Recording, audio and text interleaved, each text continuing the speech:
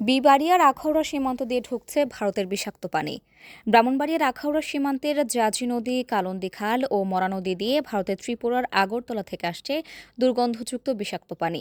যুগের পর যুগ পানিতে ভেসে আসছে বর্জ্য পদার্থ। ভারত থেকে আসা দূষিত পানির কারণে স্থানীয় কৃষি, জীববৈচিত্র্য ও জনস্বাস্থ্য এখন মারাত্মক হুমকির মুখে।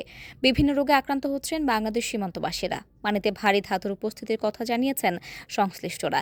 জানা যায়, আগরতলা শহরে ভূগর্ভস্থ কোনো বর্জ্য ব্যবস্থাপনা নেই। সেখানকার হাসপাতাল, শিল্প কারখানা, গৃহস্থালী বর্জ্য, নর্দমা ও শহরের সুয়ারেজ লাইনের দূষিত ময়লা আখাউড়া সীমান্তের ওই ৩টি খাল দিয়ে বাংলাদেশে ঢুকছে।